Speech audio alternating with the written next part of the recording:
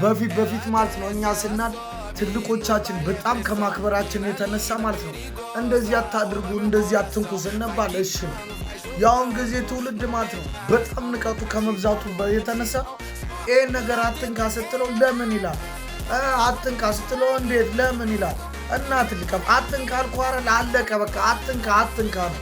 አረ ምን አይነት የማዳበሪያ ታምት ትውልድ ነው የመጣብን። ዮ ጋይስ ልክ ማለት ነው በ40 ዓመታችሁ ምናምን እናታችሁ ቤት ቁጭ ብላችሁ ምናምን ጺማችሁን እየላጫችሁ ትንሽ ነገር ሲፈጠር ግን እማዬ የምትሉ ሰዎች ማለት ነው የድሩ ድክመት ነው እንጂ መቀበር ነበረባችሁ። ኖኪያ ምን ተፈጠረ መሰላችሁ? አንዱ ጀለስ ማለት ነው በጣም ጭስ መሞከር ፈልጋለሁ አስጭሱኝ አለና ሲያስጨሱት ምን ቢያረግ ጥሩ ነው? በሃይላንድ ውሃ ክዳኑን ከፈተና ውሃውን አርጎ ልብሱን አውላልቆ እሚዋኛል አላለም። ኢኮኖሚ መቼም ፐብሊክ ትራንስፖርቴሽን ግድ ነው። ስለዚህ ማለት ነው ቅቤ የተቀባችና የእግር ጫማ ሽታ ያለበት ሰው ግን ማለት ነው በእግሩ እንዲሄድ ሊገደድ ይገባል። ግድ ነው። ሀገራዊ ህግ ነው መሆን ያለበት። እኔ ግን ማለት ነው በኢትዮጵያ የራፕ ኢንዱስትሪ ሁሉ ራፐር ነኝ ምናምን የምትል ሁሉ ቴዲዮንና ልጅ ሚካኤልን ማመስገን ይኖርባቸዋል። አሁን እኮ እነሱ ከጀመሩት በኋላ አዳሜ እየተነሳች እንደ ሪጋ ሴት ወገቧን ይዛ መሰዳደር ጀመረች። በፊት ጩጬ ያለው ማለት ነው ክላስ ውስጥ እየተማርኩ አትረባም ለወደፊት የትም አትደርስም አንተም አትረባ ነው ይለኝ የነበረ መምህሬን መንገድ ላይ ስራመድ አላገኘሁትም። ከዛ ዞር ጋሼው የጋማ ከብቶች ራሱ እንደኔ አይረቡም ልለው ስል ኑሮ የበኩኩም ብሎ አሁንም አትረባም የትም አልደረስክም አላለኝም። አይወርደስ በፊት ማለት ነው ጂጂ ስትዘፍን ጎጃም ያረሰው ለጎንደር ካልሸጠ ጎንደር ያበቀለው ለትግሬ ትግሬ ያበቀለው ለኦሮሞ ለጉራጌ ነበር። አሁን ያ ሁሉ ፍቅር ጠፍቶብን ማለት ነው ጥይት ሆኗል የምንቀባበለው። ወዴት እየሄድን ነው? ምዕራባውያንና የሰለጠኑ ሀገሮች የራሳቸውን ብሎክቼን ሲስተም ፈጥረው ገንዘብን በብሎክቼን መገበያየት ከጀመሩ ቆይቷል። which is in ቢትኮይን፣ ኤተረም፣ ሊቲየም፣ ዳዝኮይን፣ ትራምፕ ኮይን እስኪመጣ ድረስ ማለት ነው። ታዲያ አፍሪካውያንና ምስራቅ አፍሪካውያን ምን እየሰራ ነው? ወጣቶች የራሳችንን የሆነ ክሪፕቶ ከረንሲ ብሎክቼን እንዲሰሩ ተደርጎ ለምን ነው እኛስ ወደ እንደዛ አይነት ሲስተም ማንገበው? ምክንያቱም የነገን ዓለም ህይወት ከመንግስት ቁጥጥር ውጭ በሆነ መልኩ በብሎክቼን የመገበያየት ሲስተም መጪው ዓለም እየገነባ ነው። እኛስ ወዴት እየሄድን ላይ 60% ንጥረ ነገር የተቀላቀለበት አደንዛዥ የምታመርተው ቻይና ሀገር ሆና ማለት ነው።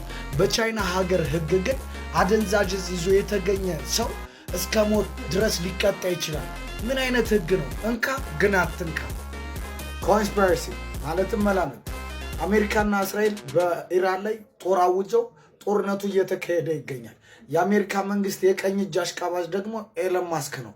አሜሪካና እስራኤል ከኢራን ጋር ሲዋጉ የሚደበድቡት ቦታ በዓለማችን 1/3 የነዳጅ ዝውውር የሚካሄድበት ቦታ ነው፣ ኢራን ላይ ያለው ማለት ነው። የነዳጅ ማስተላለፊያውን ከደበደቡ ደግሞ በዓለም ላይ የነዳጅ አቅርቦቱ በጣም ዝቅተኛ ይሆናል።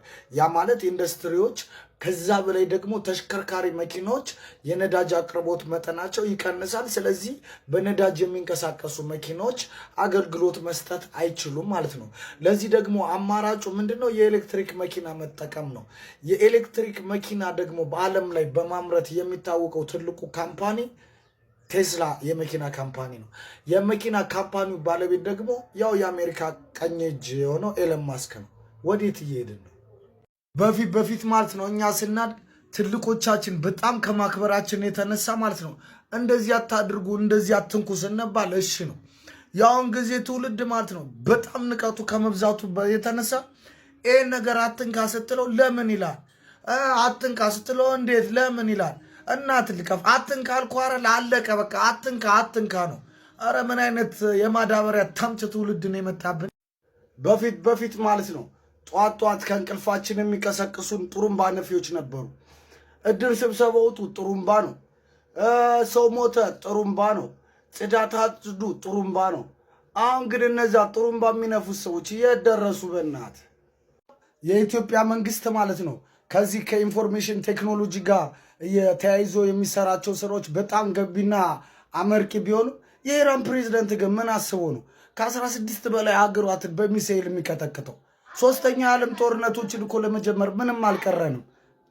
ማኒግ ብሮ ጀለስ አንተ ለቫላንታይን ደይ ለልደቷ ቀን ለተዋወቃችሁበት ቀን ስጦታ ለመስጠት ተፍ ተፍ ትላለህ፣ ከታች ከላይ ትወርዳለህ። ግን አንተ ወጣ ስትል ደግሞ ሌላኛው ፈጣን ፍሪክ ያንተን ቦታ ተክቶ ይጫወታል።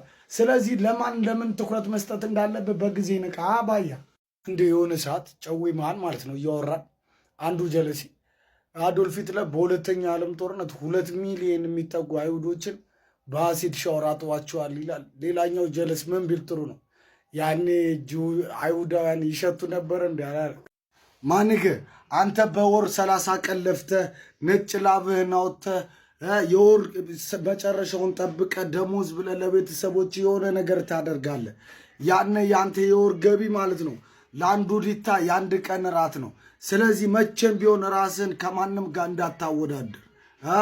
አዎ አንተ ጀለስ ጠዋት ማውራት ጀምረ እስከ ማታ ድረስ የማታቆመው ለአዳማጮች ኧረ በጆሮ አምላክ የምታስብለው ኧረ ምን አለ ወሬን ብትቀንሰው። እንደ መንግስት ፕሮፓጋንዳ እኮ ከጠዋት የጀመርክ ማታ ነው አፍህን የምትዘገው።